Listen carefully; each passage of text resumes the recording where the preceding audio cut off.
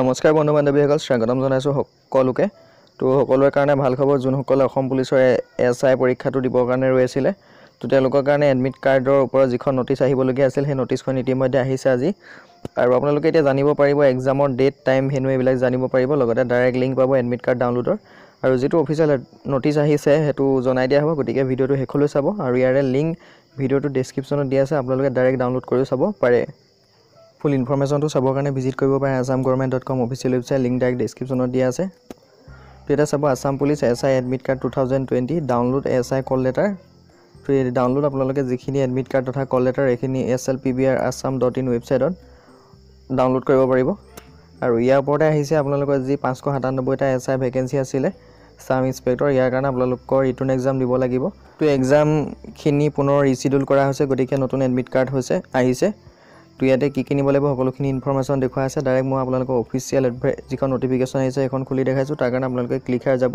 তো এইটো যিটো নটিফিকেশ্যন এইটো আহিছে state level police recruitment board তথা SLPBR ফালৰ পৰা আহিছে। তো এতিয়া জনোৱা হৈছে যে যিখিনি SI এক্সাম হ'বলগীয়া আছিলে আগৰ খেলি মেলি হোৱাৰ পিছত নতুনকৈ তেওঁলোকে ডেট দিছে। আৰু সেই নতুন ডেটটো হৈছে 22 নৱেম্বৰ। আৰু ইয়াতে আপোনালোকে 2 ঘণ্টা সময় হ'ব, 12টা বজাৰ পৰা 2টা বজালৈ আপোনালোকৰ এক্সাম অনুষ্ঠিত হ'ব 22 নৱেম্বৰ তাৰিখে। আৰু তাৰ কাৰণে আপোনালোকে 16 নৱেম্বৰৰ পৰা এডমিট কাৰ্ডখিনি ডাউনলোড কৰিব পাৰিব। ইয়াতে দিয়া আছে, আপোনালোকে চাই ল'ব যিটো ডেট দিয়া আছে 16 নৱেম্বৰৰ পৰা আপোনালোকে এডমিট কাৰ্ডখিনি ডাউনলোড কৰিব পাৰিব।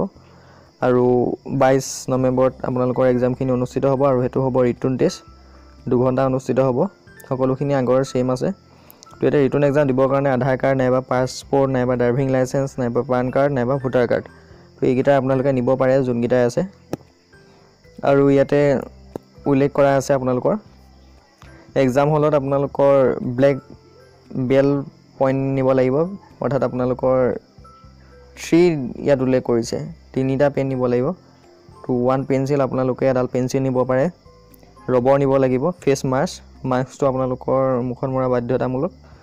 আৰু আপোনালোকে কিছুমান যিটো ID কাৰ্ড আছে সেইখিনি নিব পাৰে, পোষ্ট কাৰ্ড, ফটোগ্ৰাফ, এডমিট এইখিনি নিব পাৰে। যিটো এক্সাম দিবৰ কাৰণে এডমিট ওলাইছিলে সেইটো নিব। লগতে যদি কিবা আপোনালোকৰ যোনখিনি ভোটাৰ কাৰ্ড, পেন কাৰ্ড এইখিনি লৈ যাব।